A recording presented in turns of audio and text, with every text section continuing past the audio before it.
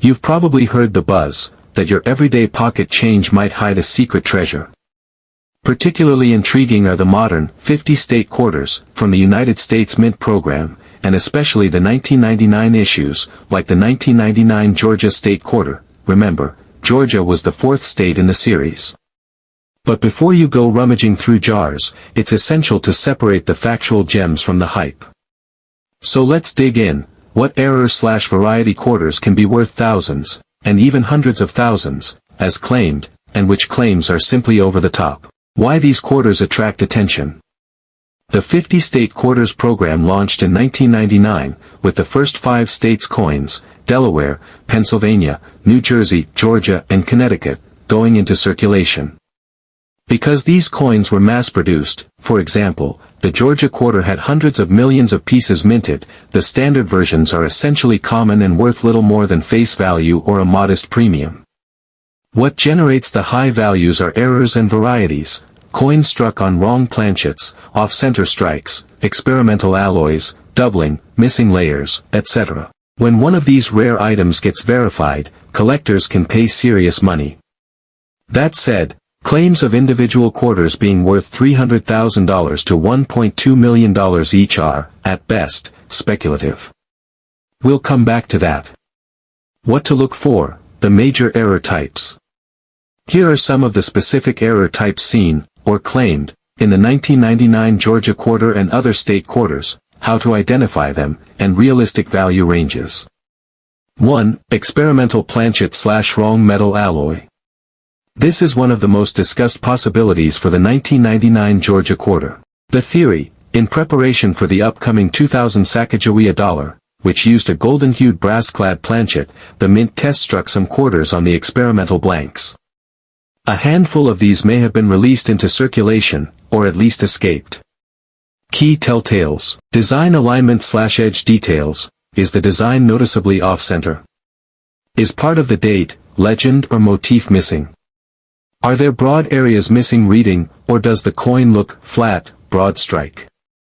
Die abnormalities, any raised lines, die cracks, doubling of letters/numbers, missing clad layer exposing copper core, or other oddities. Mint mark and state of the coin, where was it minted, P equals Philadelphia, D equals Denver. Condition matters hugely. Authentication, if you feel you truly have a rare error, get the coin professionally graded and encapsulated by PCGS, NGC, or a similarly recognized service. Without that, value is speculative. Bottom line, how to think about value. Most 1999 Georgia state quarters without error equals face value or minor premium if uncirculated.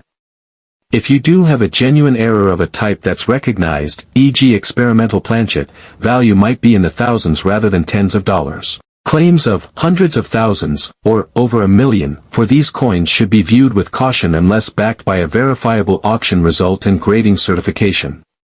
Always consider condition, grade, provenance, how the coin was documented, and verification, grading. These factors drastically affect value. Why you still check your change. Despite the caution, there is value in checking your quarters and coin rolls. For one, error coins can slip through circulation even in modern times. A rare minting error, properly certified, is a legitimate collectible. Secondly, the practice of looking at coins sharpens your awareness. You'll notice minute features, edging, weights, and so on. Even if the coin in your hand isn't a gold planchet rarity, you may find other interesting varieties or maintain a sharper eye for future finds. Final thought. Yes, the 1999 Georgia quarter may hide a rare error that could command a premium. But the wild figures of $300,000 to $1.2 million plus are not currently substantiated by reliable public records for this issue. Aim realistic. A few $1,000s is plausible for certain extreme errors, but most coins remain modestly worth face value or a little more. If you think you've got something special, document, weigh, photograph, and get professional verification. But proceed with excitement and caution. The thrill is in the possibility, not the assumption. Weight. The standard clad quarter should weigh about 5.67 grams. The experimental blanks reportedly weigh 5.9 to 6.3 grams.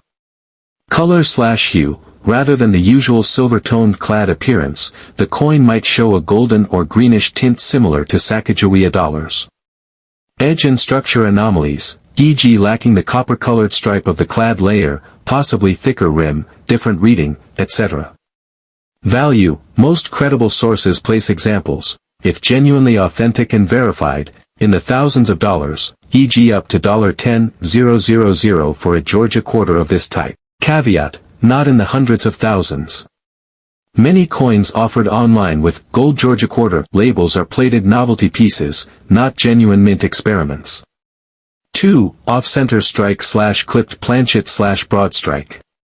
When a coin is struck off the center of the dies, or the retaining collar fails, you can get partial design, missing edge details, or stretched/flattened appearance, broad strike. How to spot: the rim appears incomplete, the design is shifted, part of the legend or date may be missing. Value range: according to one data table for the 1999 Georgia Quarter, off-center errors ranged from $50 to a few hundred in modest grades, more extreme offsets might go higher.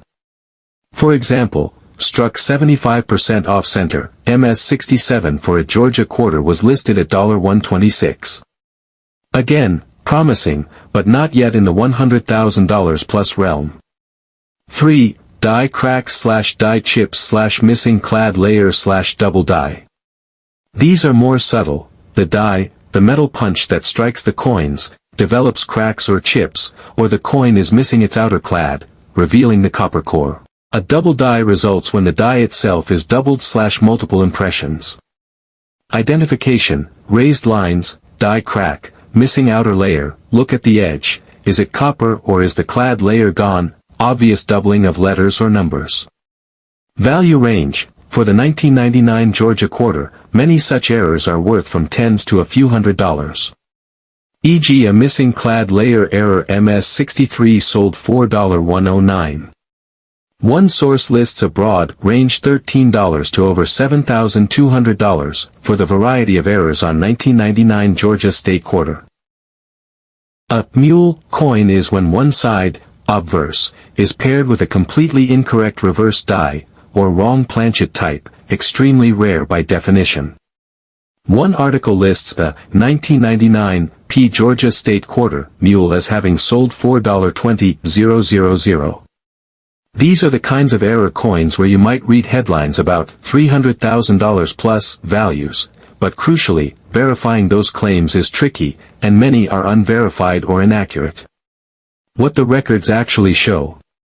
The standard 1999 Georgia Quarters, P and D, in circulated condition are generally just face value, 25 cents, unless in uncirculated/mint condition. Some credible error coins, e.g. the experimental planchet Georgia Quarter, have sold in the $4,000-$10,000 range.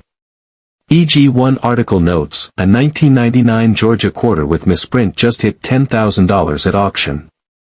Another source gives a top sale of $4,200 for a 1999 Georgia MS, mint state, example.